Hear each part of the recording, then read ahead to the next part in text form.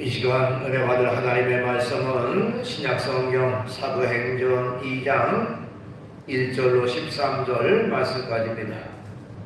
받들어 공독을 하겠습니다. 오순절날이 이름에 그들이 다같이 한 곳에 모였더니 호련히 하늘로부터 급하고 강한 바람같은 소리가 있어 그들이 앉은 온 집에 가득하며 마치 불의 혈처럼 갈라지는 것들이 그들에게 보여 각 사람 위에 하나씩 임하여 있더니 그들이 다 성령의 충만함을 받고 성령이 말하게 하심을 따라 다른 언어들로 말하기를 시작하니라.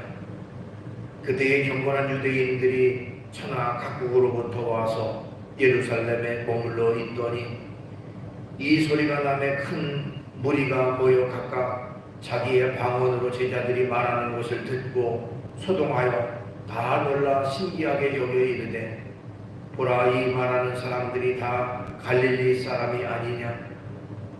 우리가 우리 각 사람이 난곳 방언으로 듣게 되는 것이 어찌 됨이냐?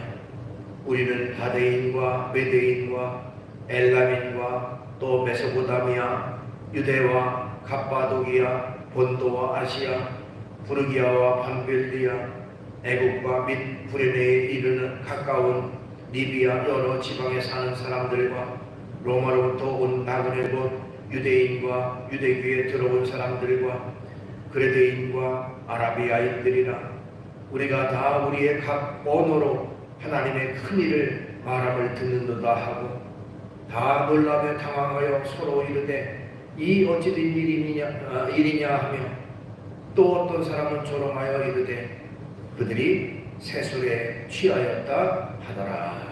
아멘. 말씀을 13절까지 받들어 공독을 했습니다. 오늘 주어진 본문 말씀 가지고 제목을 성령의 세술에 취하면 이런 제목의 말씀으로 같이 은혜를 나누려고 합니다. 탈무드에 나오는 얘기입니다.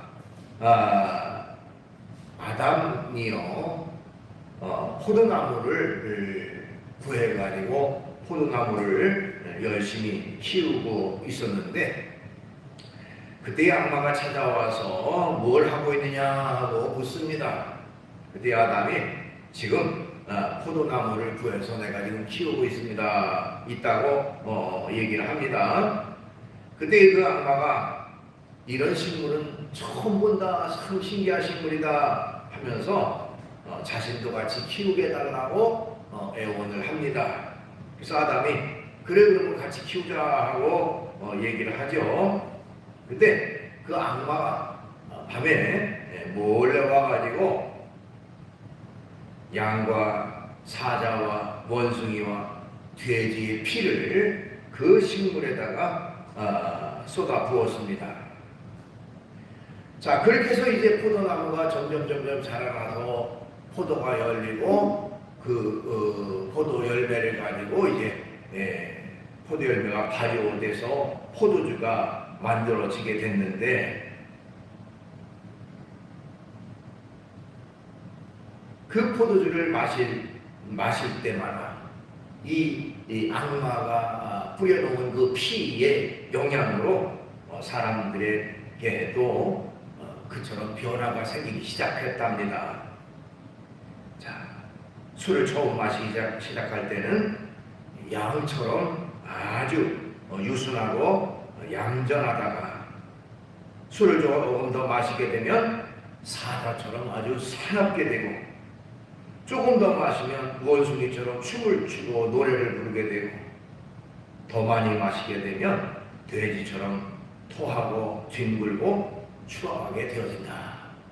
그런 얘기입니다.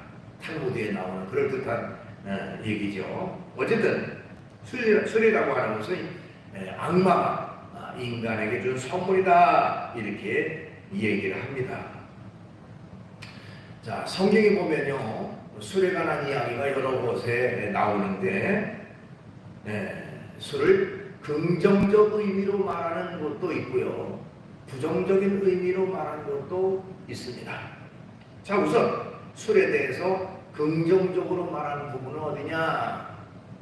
디모데전서 5장 23절에 보니까 이제부터는 물만 마시지 말고 내 위장과 자주 나는 병을 위하여 포도주를 조금씩 쓰라 하는 내용이 나와요. 이거는 그 당시에 디모데에게, 바울이 디모데에게 보낸 편지의 내용 속에 나온 건데요. 아마도 디모데에는 위장병이 심하게 있었던 것 같습니다.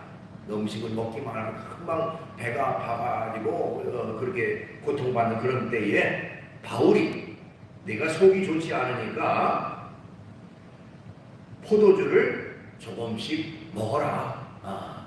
그 포도주는 아마도 오늘날에 이제 그 위장을 좀 좋게 하는 그런 그 어떤 약의 효과가 있었던 것으로 봅니다. 그러니까 포도주를 조금씩 먹어라 하는 것은 네 위장의 병을 위해서 포도주를 먹어라 이렇게 돼 있어요. 그 다음에 시편 104편 15절에 보니까 포도주를 사람의 마음을 기쁘게 하는 것이다. 예, 사람의 마음을 기쁘게 하는 포도주와 그랬어요. 그러니까 포도주를 먹으면 사람의 마음을 기쁘게 한다고 되어 있습니다. 자, 그런 반면에 성경에는 술에 대해서 부정적으로 말하고 있는 곳이 많이 나와 있습니다. 에베소 5장 18절에 보니까 술 취하지 말라 이는 방탕한 것이니 이렇게 말했고요. 또 잠언 23장 32절에 보니까 포도주는 불고 잔에서 번쩍이며 순하게 내려가나니 너는 그것을 보지도 말지어라 그랬어요.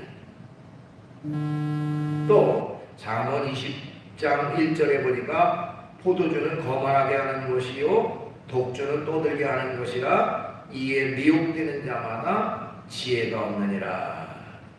그래서 포도주는 사람을 거만하게 만들고 또 사람에게 여러 가지 실수와 잘못된 일로 연결될 수가 있다라고 얘기를 합니다. 처럼 성경에는 술에 대해서 긍정적으로 말하는 부분도 있고 부정적으로 말하는 부분도 있어요. 물론 그 술 자체가 사람을 뭐 구원받게 하거나 구원을 못 받게 하거나 그런 절대적인 것은 아닙니다. 다만 그것을 인해서 실수하거나 그것을 인해서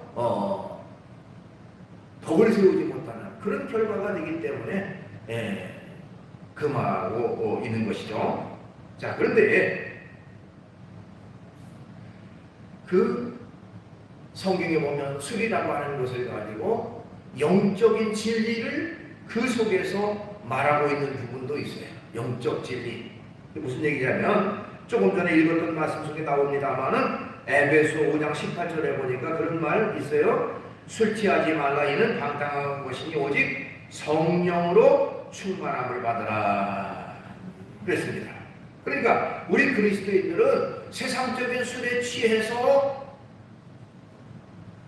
잘못된 또 내지는 실수하는 그런 어떤 삶을 사는 게 아니라 성령의 충만함, 성령으로 취함을 받아라. 술을 먹으면 술에 취하면 술이 완전히 그 사람을 장악하는 것처럼 성령으로 취함을 받아라. 성령으로 가득 채움을 받아라 하는 것입니다. 세상의 술은 취하면 취할수록 건강을 해치고요. 또 말이나 행동의 실수로 연결될 수도 있어요. 그러나 성령의 술은, 성령의 충만함은 취하면 취할수록 우리에게 은혜가 되고 기쁨이 되고 감사가 되는 것입니다. 때문에 세상의 술에 취하는 게 아니라 성령의 술, 성령의 충만함을 받으라 이렇게 말하고 있습니다. 자, 오늘 본문 말씀은 우리가 너무너무 잘 아는 오순절 성령 강림 사건을 기록한 내용입니다. 오순절이라는 절기에 120명의 성도들이 한자리에 모여서 하나님 앞에 간절히 기도를 했습니다. 기도할 때에 성령께서 그들 각 사람 위에 임하시게 되고요. 성령의 충만함을 받고 그들은 각자 그야말로 신기한 체험을 하게 되는데 각종 방언을 자기도 알지 못하는 이상한 말로 방언을 해서 사람들을 놀라게 합니다. 자, 성령의 이런 역사가 나타나니까 그 모습을 보는 사람 중에 어떤 사람이 그 성령 충만한 사람들을 보고서 조롱 섞인 말로 한 것이 오늘 본문 13절에 나와요. 13절. 사도행전 2장 13절에 보니까 또 어떤 이들은 조롱하여 이르되 이들이 세술에 취하였다 하더라. 세술에 취했다. 뭔가를 알지 못하지만 새로운 술에 취했으니까 저렇게 행동하니? 라고 말했던 것이죠. 자, 베드로는 이제 오늘 본문 이후에 쭉 이제 얘기를 하며 설교를 하면서 지금 이 사람들이 술에 취한 것이 아니다. 너희들이 말하는 그 세상적인 술에 취한 것이 아니다. 지금이 오전 9시나 어떻게 아침부터 술에 취해 있겠느냐? 그게 아니라 그들은 성령의 역사로 취해 있는 것이다 라고 하면서 자연스럽게 예수님에 대해서 성령에 대해서 쭉 설명을 했던 것입니다. 자, 그렇다면 이 시간 성령의 세술에 취하면 어떤 결과가 나타나느냐 라고 하는 말씀을 같이 드리려고 해요. 그러니까 세상의 술 취한 사람들의 모습을 빗대서 성령의 술을 취한 사람들은 어떤 변화가 나타나느냐 하는 것을 같이 말씀을 드리려고 해요.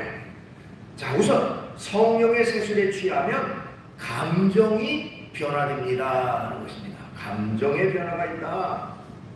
여러분, 세상의 일반적인 술을 마신 사람들을 보면요, 술 마시기 전에 슬픔에 잠겨있던 사람이 술을 먹고 나면 마음에 흥이 생겨서 어떤 사람은 노래를 부르기도 하고 즐거워하는 그 모습으로 바뀌게 되는 것을 보게 됩니다. 또 어려운 일이 많아서 치울에 있던 사람도 술을 마시면 그냥 흥겹게 즐겁게 이렇게 모습이 달라지는 것을 보게 됩니다. 왜 그렇습니까? 술이 그 사람의 마음을 지배하니까 슬픔에 잠겨있던 것이 잠시나마 술 기운에 의해서 이렇게 감정의 변화가 나타나는 것이죠. 자, 성령이 충만해도요 이런 현상이 나타나는데 세상적인 술처럼 일시적이고 단편적인 변화가 아니라 완전하고 새로운 변화로 나타나게 되는 것입니다. 성령이 충만하면요 환경과 상관없이 성령이 주시는 기쁨으로 가득 차게 됩니다. 사도 바울은요 성경에서 빌립보서라고 하는 성경책을 감옥에서 썼습니다. 근데 그 바울이 감옥에 갇힌 거는 자기가 무슨 죄를 범해서 감옥에 간 게 아니라 예수님의 복음을 전하다가 유대인들의 모함을 받아가지고 지금 억울하게 감옥에 들어가서 감옥살이를 하고 있는 거예요. 억울하게 감옥살이 하고 있는데 얼마나 분하겠습니까? 그러나 사도 바울은요 그 속에서 오히려 기뻐하라, 감사하라, 즐거워하라 하고 늘 얘기를 했어요. 빌립보서 4장 4절에도 주 안에서 항상 기뻐하라, 내가 다시 말하노니 기뻐하라. 자, 억울하게 감옥 속에 갇혔는데도 불구하고 이 바울이 기뻐할 수 있었던 것은 바로 그 안에 성령의 충만함이 있었기 때문에 그렇습니다. 그 감옥이라는 환경 속에서 자기가 억울하게 감옥에 갇힌 상황 속에서도 즐거워하고 기뻐할 수 있는 것은 그가 성령의 충만함으로 성령의 세술로 취함을 받았기 때문에 그는 즐거워하고 기뻐할 수가 있었던 것입니다. 또한 다윗도요 시편 4편 7절에 보니까 주께서 내 마음에 주신 기쁨은 그들의 곡식과 새 포도주를 위해 포도주가 풍성할 때보다 더하니이다 하는 말이 있습니다. 내 마음이 너무너무 기쁜데 마치 추수 때에 그 곡식을 모아들이는 그 농부의 기쁨이나 포도를 거두는 그 농부의 기쁨보다 내가 더 기쁩니다, 더 즐겁습니다라고 말하고 있는 겁니다. 근데 지금 다윗의 상황은 어떤 상황입니까? 이 시를 기록할 때 다윗은 자기 아들인 압살롬이 반역을 해서 자기가 지금 왕의 자리에서 쫓겨나서 도망다니고 있는 아주 처참한 상황 속에서 이런 기쁨의 노래를 했던 거예요. 하나님이 내 마음에 기쁨을 주셨습니다. 자, 이런 환경에서 기뻐할 수 있었던 이유가 뭡니까? 다윗의 마음 속에는 환경을 보지 않고 하나님을 봤기 때문에 그래요. 하나님이 내 마음속에 계시니 나는 기쁩니다. 이런 상황에서 나는 기쁩니다라고 했던 것입니다. 자, 술에 취하면 흥이 나서 사람들은 어떤 사람은 노래를 부르는 그런 사람들도 있습니다. 노래. 자, 그런데 성령의 세술에 취한 사람들도 그런 결과가 나타나기도 합니다. 성령 충만하면요, 기쁨과 감사가 넘쳐서 하나님 앞에 늘 찬양으로 영광을 돌리게 합니다. 지치지도 않고 또 힘들지도 않고 늘 감격에 겨워서 하나님 앞에 날마다 찬송을 부르어요. 그러니까 일반 세상 사람들이 술에 취하면 노래를 부르고 하는 그 모습처럼 예수 믿는 사람들이 성령의 세술에 취하면 기쁨과 감사함으로 즐거움으로 감격스러운 찬양을 하나님 앞에 드린다는 겁니다. 또 어떤 사람은 술만 먹으면 슬퍼하고 우는 사람이 있습니다. 별거 아닌데도 불구하고 슬퍼하고 다른 사람의 어떤 어려운 얘기만 듣기만 해도 같이 눈물을 흘리고 슬퍼합니다. 마찬가지로 성령에 충만한 사람도 그와 비슷한 눈물을 흘리는 경우가 있는데 하나님을 향한 감사의 눈물, 감격의 눈물이 나오게 됩니다. 하나님이 주신 은혜를 생각할 때에 감사하고 범사의 생활 속에서 늘 하나님이 함께 하심에 대해서 감사해서 눈물을 흘리게 됩니다. 뿐만 아니라 자신이 하나님 앞에 연약함을 회개하면서도 눈물로 회개의 기도를 드리고 애통하면서 하나님 앞에 더 바로 서도록 힘쓰는 것, 그것이 바로 성령의 세술에 취한 사람의 모습입니다. 그러니까 일반 사람들의 그런 그 감정의 변화가 이렇게 나타나는 것처럼 예수님을 믿어 성령의 세술에 취한 사람들도 이렇게 아름다운 그런 감정의 변화가 나타나게 된다는 것입니다. 그 다음에 성령의 세술에 취하면요, 말이 변화가 된다는 것입니다. 일반적으로 술에 취한 사람들을 가만히 보면 평소에 말이 없던 사람도 말이 많아지는 그런 사람들도 있습니다. 했던 말도 또 하고 했던 말도 또 하고 계속 반복하는 경우도 많이 있습니다. 자, 그런데 거기에 빗대서 성령 충만한 사람도 역시 말을 많이 하게 되어지는데요. 성령 충만한 사람은 다른 사람을 만날 때마다 자신이 은혜 받은 말, 자신이 구원받은 그 사실에 대해서 말하지 않고는 견딜 수가 없어서 만나는 사람마다 예수님에 대해서, 하나님에 대해서, 성령에 대해서 늘 얘기를 합니다. 이 사람 만나서 또 구원 얘기, 복음을 전하고, 저 사람에 대해서 복음을 전하고 말하지 않고 견딜 수 없어. 우리가 그것을 간증이라고 말하지요. 간증. 그러니까 술 취한 사람이 말 많이 하고 했던 말 또 하고 또 하고 그런 것처럼 예수 믿는 사람들도 말을 많이 하는데 누구 얘기합니까? 예수님 얘기, 하나님 얘기, 구원 받은 얘기, 은혜 받은 얘기를 하게 되어진다는 겁니다. 사도행전 2장에 여기 오늘 본문 전후에 보면요, 온수들 마가바 다락방에 모인 사람들이 성령 충만 받으니까 그들에게 가장 먼저 어떤 변화가 나타납니까? 바로 입술의 변화가 나타나요. 그래서 그들은 성령의 말하게 하심을 따라서 다른 나라 말로 말합니다. 신기한 역사죠. 그러니까 지금 아까 읽었던 말씀 무슨 얘기냐면 지금 이 사람들은 분명히 갈릴리 사람들, 이 지역 사람들이에요.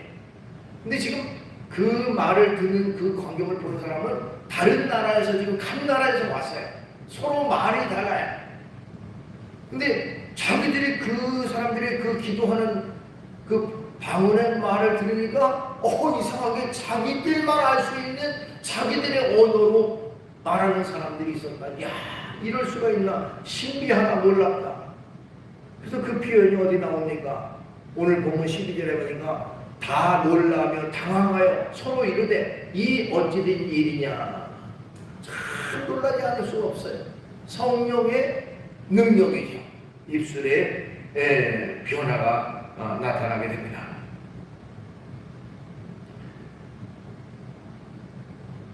그것은 바로 성령 충만해서 하나님의 능력으로, 성령의 능력으로 그 듣는 사람들을 변화시키고자 하는 하나님의 계획하심이 그 속에 있어서 그 순간 그런 역사가 나타나게 됐던 것입니다. 뿐만 아니라 성령 충만하면요 거침없이 이 말을 하는 그런 결과가 나타나기도 합니다. 그게 무슨 얘기냐면 오늘 보면 그 사도행전 4장 13절에 보니까 그들이 베드로와 요한이 담대함을 하게 말하는 것을 보고 그들을 본래 학문 없는 범인으로 알았다가 이상히 여기며 그런 말이 있어요. 사도행전 3장에 나면서 또 안진뱅이 됐던 사람을 베드로와 요한이 고치는 예수님의 이름으로 고치는 내용이 나오죠. 자, 그리고 나서 이제 엄청나게 많은 사람들이 예수님을 믿게 됐어요. 이 베드로와 요한의 행한 그 기적의 능력을 보고서 많은 사람들이 예수님을 믿게 됐습니다. 그때 그 유대교 종교 지도자를 생각할 때에 굉장히 자신들에게 위협으로 다가왔어요. 그래서 이 베드로와 요한을 붙잡아가지고 그들을 신문하면서 그들에게 질문을 합니다. 그때에 베드로와 요한이 반론을 하는 거예요. 근데 베드로와 요한은 세상 사람들처럼 그렇게 정상적인 교육을 받지 못한 사람이고 또 어떤 철학적인 능력과 깊이가 없는 쉽게 말하면 말을 조리 있게 할 줄 모르는 사람이었어요. 그런데 그들의 질문에 대해서 지혜롭게 말하는데 너무나도 논리적이고 너무나도 지혜롭게 말을 거침없이 하니까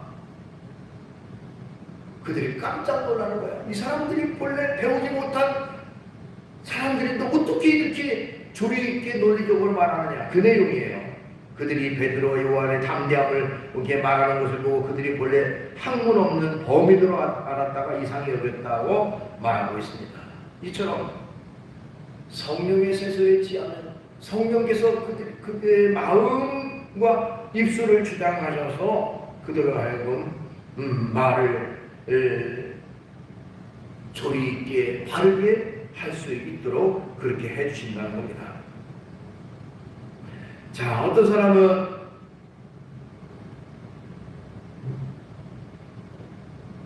상황이 비관적인 상황 속에서도 술을 먹으면 괜찮아 하고 긍정적인 생각으로 바뀌는 사람도 있습니다.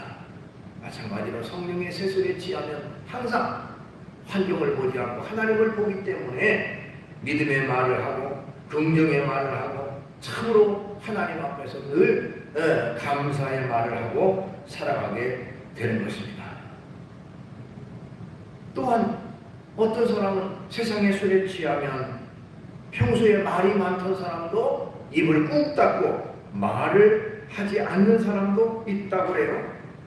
마찬가지로 예수님 믿는 사람들도 때로는 말을 하지 않는 경우가 있는데 무슨 말을 하지 않느냐? 바로 부정적인 말을 하지 않고 세속적인 그런 말을 하지 않고 덕이 되지 않는 말을 하지 않고 입을 꾹 닦는 그런 결과가 되기도 한다는 것입니다. 자, 그렇기 때문에 이처럼 믿음의 성도들은요, 성령의 세술에 취하면 바로 그들의 입에 말에 변화가 생기게 된다. 그 다음에 성령의 세술에 취하면 얼굴이 변화가 된다라고 말할 수가 있습니다. 자, 일반적으로 술에 취한 사람들 얼굴 모습을 보면 그 얼굴이 벌겋게 그 변하는 것을 봅니다. 얼굴이 붉게 변해 있으면 저 사람은 술 많이 먹었네 라고 얘기를 하죠. 자, 술이 그 사람의 몸속에 들어가서 그런 그 영향을 그 얼굴색을 변화시키는 것이죠. 자, 마찬가지로 성령의 세술에 취하면 그 사람 속에 성령께서 역사하기 때문에 성령께서 그 사람의 모습을, 얼굴을 달라지게 하고 변화시키게 합니다. 무슨 얼굴로 바뀌게 됩니까? 은혜가 넘치는 얼굴로, 사랑이 넘치는 얼굴로, 또 행복이 가득한 얼굴로 바뀌게 되는 것이 성령의 세술에 취한 사람의 모습이라는 거예요. 자, 그 내용이 어디에 나옵니까? 말한다면 사도행전 6장과 7장에 보면 거기 스데반 집사가 나옵니다. 자, 이 스데반 집사는요, 예수님의 복음을 전하다가 돌에 맞아서 순교했던 분이에요. 돌에 맞아 죽었어요. 돌에 맞아서 피를 철철 흘리면서 죽어갔습니다. 근데 그 사람의 모습이 어떻다고 성경에 기록하고 있느냐? 사도행전 6장 15절에 보니까 공회 중에 많은 사람들이 다 스데반을 주목하여 보니 그 얼굴이 뭐와 같다? 천사의 얼굴과 같더라. 그렇게 되어 있어요. 천사의 얼굴과 같았다. 그러니까 스데반의 얼굴이 천사의 얼굴처럼 완전히 광채가 나고 빛났다는 거예요. 자, 그런데 이 스데반은 지금 돌에 맞아서 피를 철철 흘리면서 죽어가고 있는 그런 상황 속에서 어떻게 천사의 얼굴처럼 이렇게 빛날 수가 있었겠는가? 그 이유는 바로 그 이유가 어디에 나오느냐면 사도행전 7장 55절에 나와요. 사도행전 7장 55절, 스데반이 성령 충만하여 하늘을 우러러 주목하여 하나님의 영광과 및 예수께서 하나님 우편에 서신 것을 보고 그랬습니다. 즉 스데반이 성령이 충만하니까 그 얼굴빛이 천사의 얼굴과 같이 그렇게 빛나고 변화가 됐다. 그러니까 세상 사람들이 술 취하면 얼굴이 불그스레해지는 것처럼 예수 믿는 사람들이 성령의 충만함을 받으면 바로 얼굴이 천사의 얼굴과 같이 그렇게 빛나는 결과를 가져온다는 것이죠. 자, 그 비슷한 내용이 또 어디에 나옵니까?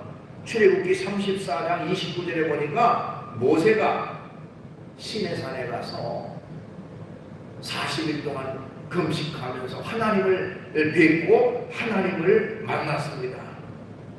그리고 내려왔어요. 시내산에서.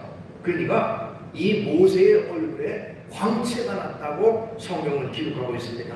출애굽기 34장 29절에 모세가 그 증거와 두 돌판을 모세의 손에 들고 시내산에서 내려오니 그 산에서 내려올 때의 모세는 자기가 여호와와 말하였으므로 말미암아 얼굴 피부에 광채가 나나 깨닫지 못하였더라.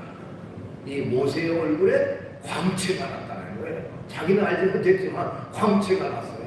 그러니까 사람들이 모세가 광채가 나면 못 봐요. 오질 못해요. 나중에 모세가 어떻게 했습니까? 수건으로 자기 얼굴을 가리고 사람들과 대화를 했어요. 광채가 났어요. 뭡니까? 하나님을 만나고 성령으로 은혜로 충만하니까 그 얼굴에 광채가 나는 그런 결과가 된다. 이처럼 성령의 세술에 취하면 얼굴에 광채가 나고 얼굴이 달라지고 변화되는 그런 결과가 됩니다. 마지막으로 성령의 세술에 취하면요 담대해집니다 하는 것입니다. 자, 평소에 소심했던 사람도 술 마시면 어떻게 됩니까? 아주 용기가 생기고 담대함이 생기고 또 다른 사람에게 싫은 소리 못하는 사람 큰 소리 치고 또 당당하게 자기의 주장을 말하는 사람도 있어요. 이 사람이 왜 그래? 술 먹었나? 뭐 이렇게 말하잖아요. 자, 그런데 성령의 술, 성령의 충만함을 받으면 성령의 능력으로 담대하게 되어지는 것입니다. 사도행전을 보면요, 베드로와 요한을 비롯한 제자들은요 성령의 충만함을 받기 이전에는 그들은 인간적으로 두려움에 눌려서 살았습니다. 예수님이 붙잡히는데도 불구하고 두려움 때문에 예수님을 버리게 되고요, 베드로와 같은 사람은 예수님을 알지 못한다고 예수님을 부인하기도 하고 욕하기도 했던 사람이 됐습니다. 멀리 서서 예수님을 보기만 했고요, 부활하신 예수님이 찾아왔을 때도 어떻게 했습니까? 두려워서 자기들이 있는 그 집의 문을 꽁꽁 잠그고 문을 꽁꽁 걸어 잠그고 숨어 있었어요. 그렇게 두려웠던 또 연약했던 제자들의 모습입니다. 그러나 그들이 오순절 성령으로 충만하니까 그들이 변화가 됐습니다. 달라졌어요. 담대해졌습니다. 그래서 예수님의 복음을 전하다가 너희들 또다시 예수 전하면 너희들 죽일 거야 라고 위협할 때에 제자들은 당당히 나는 반드시 내가 본 예수님을 전하지 않을 수가 없다. 나는 전하겠다. 너희들이 죽이려면 죽여라. 나는 예수님의 복음을 전하겠다라고 당당하게 맞설 수 있는 것, 그것은 바로 성령의 충만함이 그들에게 있었기 때문입니다. 그 내용이 사도행전 4장 17절 이하에 나와요. 사도행전 4장 17절에 보면 이것이 민간에도 버리지 못하게 그들을 위협하여 이후에는 이 이름으로 아무에게도 말하지 말게 하자 하고 그들을 불러 경고하여 도무지 예수의 이름으로 말하지도 말고 가르치지도 말라 하니 베드로와 요한이 대답하여 이르되 하나님 앞에서 너희 말을 듣는 것이 하나님의 말씀을 듣는 것보다 옳은가 판단하라. 우리는 보고 들은 것을 말하지 아니할 수 없다 하니, 예전 같으면은 너 예수 전한 또다시 복음 전하면 너희들 다 죽일 거야. 그러면 꼼짝 안 하고 아마 입을 꾹 닫고 있었을 거예요. 그러나 성령 충만 받으니까 죽이려면 죽여라. 나는 예수님의 복음을 전하겠다라고 그들을 대해서 담대함으로 말했던 것입니다.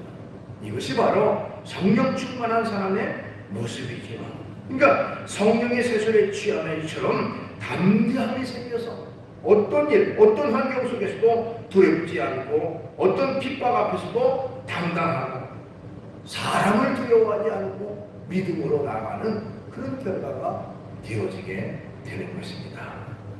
자, 세상의 술과 성령의 술, 성령의 충만함을 비교해서 말씀을 드렸어요.